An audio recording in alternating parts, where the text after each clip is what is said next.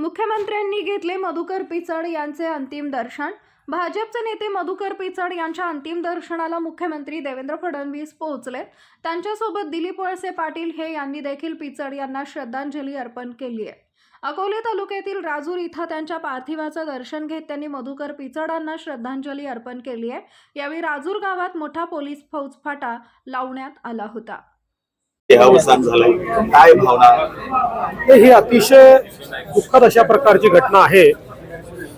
मधुकरराव पिचड हे नाव महाराष्ट्राच्या राजकारणामध्ये दलित वंचित आदिवासींचा आवाज म्हणून त्यांच्याकडे पाहिलं जायचं। एक केवळ राजकारणी म्हणून नाही तर एक समाज सुधारक म्हणून देखील त्यांनी अतिशय चांगलं काम केलं। आपल्याला कल्पना आहे की आदिवासी समाजामध्ये शिक्षणाचा प्रसार व्हावा, वंचितांमध्ये शिक्षणाचा प्रसार व्हावा, याकरता त्यांचं कॉन्ट्रीब्युशन अत्यंत महत्त्वाचं आहे। आदिवासीच्या वनजमिनीचा विषय असेल, त्यांच्या इतर हक्कांचा विषय असेल, याकरता सातत्याने त्यांनी संघर्ष केला।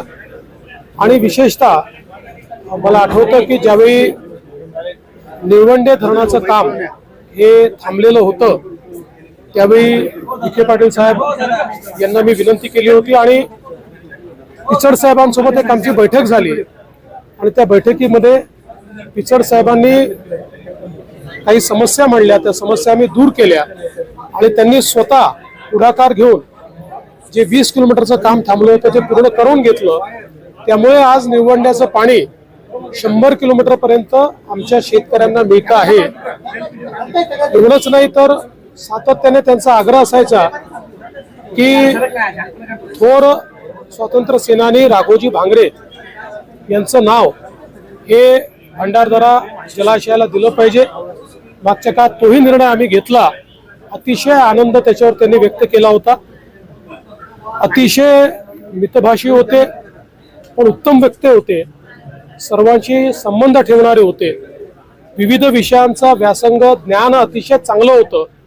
कुठलाही विषय मांडत असताना त्या विषयाचा सखोल अभ्यास करून ते विषय मांडायचे।